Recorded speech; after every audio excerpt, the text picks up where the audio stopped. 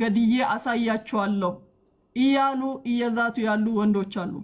በእንደዛ አይነት ልጆች ላይ አንደኛ እርምጃ እንዲወሰድ፣ ሁለተኛ አረብ ሀገር ላይ ያሉ እህቶቻችንን ወንድሞቻቸው እዛ እናትሽ ጋር ያስቀመጥሽውን ብር ወደ አካውንቴ የማትለውጪ ከሆነ ያንን መሬት በስሜ የማታደርጊ ከሆነ እናትሽን እገላለሁ ብሎ እያስፈራሩ ያሉ ወንዶች አሉ። ይሄ በጣም ከባድ ነገር ነው። በሌላ አይደለም፣ በባዳ አይደለም፣ አብሮ በተወለዱ ከአንድ ማህፀን በወጡ ወንድሞቻቸው እየተስፈራሩ ነው። አንቺ ያንን ብር እናትሽ ጋር ያስቀመጥሽውን ብር ወደኔ አካውንት ማታዞሪ ከሆነ እንደዚህ ማታደርጊልኝ ከሆነ ከዛም አልፎ ተርፎ አይዲ ተሰርቶለት ከሀገር ወጥቶ እኔ ገብቼ እናቴን ገድዬ ያሳይሻለሁ ብሎ እያስፈራራ ያለ ወንድ ልጅ አለ።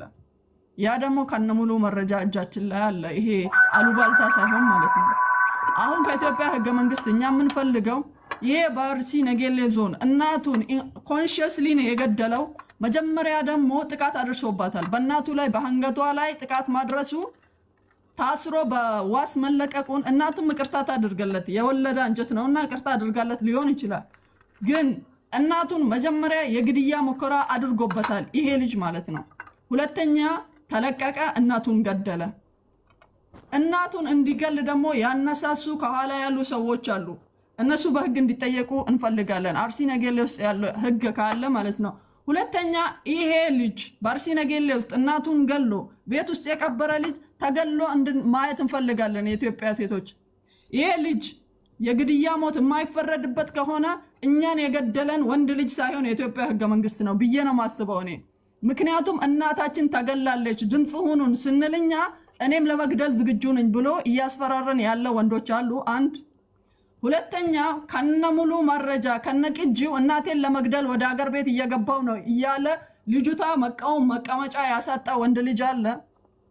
ሌላው ደግሞ በስሜ ንብረቱን ማታደርጊ ከሆነ እናትሽን ገድዬ ያሳይሻለሁ ብሎ እያስፈራሩ ያሉ ወንዶች አሉ።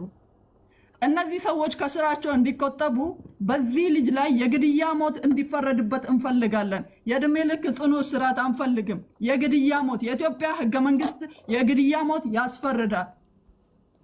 አገዳደሉ ታይቶ የወንጀሉ ክብደት ታይቶ የግድያ ሞት በኢትዮጵያ ህገ መንግስት ይፈረዳል። አይደለም በኢትዮጵያ ህገ መንግስት በአሜሪካ ህገ መንግስት ይፈረዳል፣ በካናዳ ይፈረዳል፣ በቻይና ይፈረዳል። ኦል ኦፍ ዘ ወርልድ ሁሉም አገር ላይ ያሉ ህግ ሩል ኤንድ ሬጉሌሽን የግድያን ሞት የሚፈርዱት አሉ።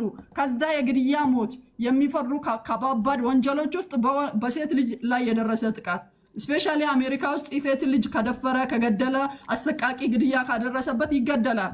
በኤሌክትሪክ በተለያዩ መንገዶች ይገደላል።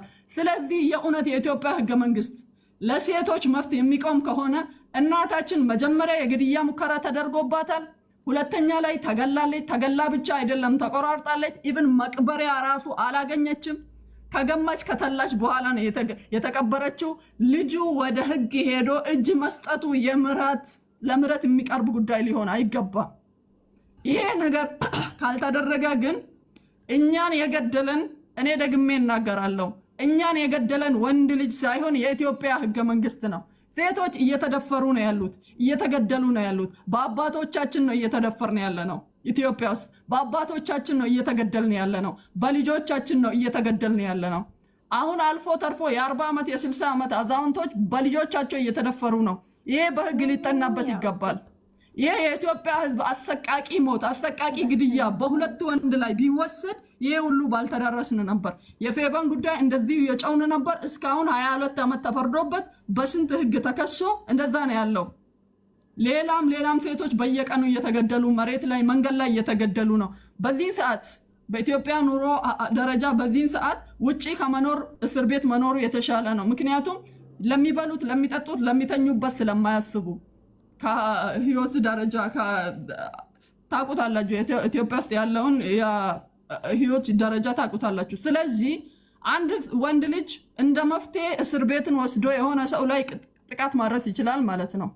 ይሄ እንዳይሆን ግን አሰቃቂ ግድያ እሱ እንዳስካሄደው ለህዝቡ አስተማሪ የሚሆንን ግድያ በልጁ ላይ ይወሰድልን። በልጁ ላይ ብቻ አይደለም፣ ልጁ ለዚህ ጉዳይ ያነሳሱት ኢንፎርሜሽን የሰጡት እንደዚህ ሊያደርጉ ነው ብሎ ያደረጉት ከአርሲ ነገሌ ዞን መሬት ላይ ያለ በጣም ከባድ ነገር አለ ሊጠናበት ሊሰራበት ይገባል እኛ ፈራጆች አይደለንም ግን ደግሞ ህገ መንግስቱን አንብበን እናቀዋለን የኢትዮጵያን ህገ መንግስት እኔ አንብቤዋለሁ እናቀዋለን የግድያ ሞት ያስፈርዳል እኛ ህገ መንግስት ውስጥ ገብተን እንዲ ነው ይያልን አይደለም ነገር ግን ሊጠናበት